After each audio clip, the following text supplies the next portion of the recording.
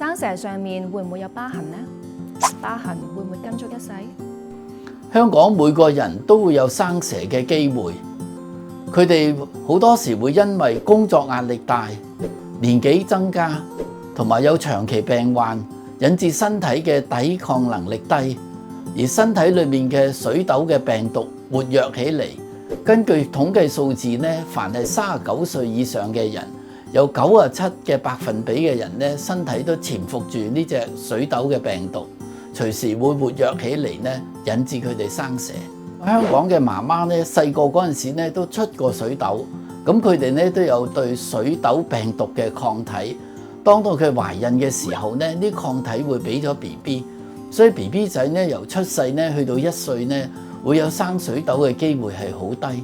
屋企有初生嬰兒嘅話，就要更加留意啦，因為水痘疫苗要等到 BB 滿1歲先至可以打。接種疫苗前 ，BB 若果接觸到生蛇嘅成年人，會較容易感染到病毒而出水痘，隨時會引致發燒、肺炎、脫水甚至死亡。當生蛇嘅皰疹開始凋謝同埋結焦嘅時候，患處嘅皮膚會呈現深色。呢啲咁嘅顏色咧，有時需要幾個月甚至乎1年先至會減退。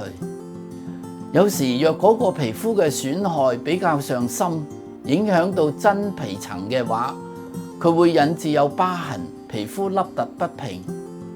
若果生蛇嘅地方係喺頭髮嘅地方咧，佢會引致個毛囊受損，而毛囊咧可能會唔能夠再生出毛髮，令到嗰個地方咧永遠受到損害。而當傷口愈合嘅時間越長，就越容易留疤痕。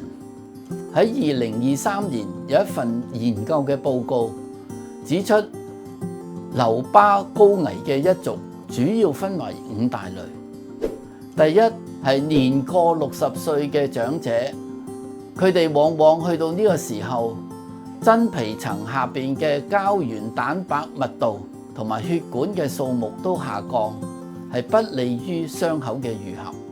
第2、3項係患有糖尿病嘅人士，再加上皮膚受到嚴重創傷，同埋免疫系統較弱嘅人。當血糖長時間處於高水平，又或者免疫系統異常嘅時候，白血球嘅功能咧會更加受到損害。佢減慢傷口愈合嘅速度之餘咧，亦都會令到傷口更容易受感染。第4係喺皰疹上高凹痕，呢個行為會令到皮膚受到第2次損害。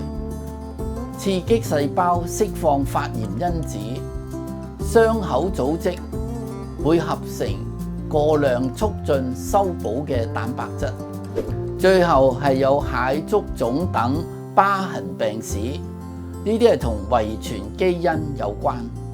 生蛇嘅疤痕不單止影響外觀，仲有機會影響到患者產生焦慮、抑鬱、自卑等嘅情緒，同埋影響佢嘅心理同埋社交。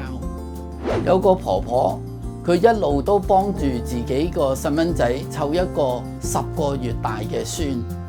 有一日佢自己生咗蛇，諗住着住衫冚住，照樣去湊孫應該冇問題啩。醫生見到佢個10個月大嘅孫惹咗水痘，認為需要俾抗病毒嘅藥俾個細蚊仔。阿婆婆自己感覺到非常之內疚。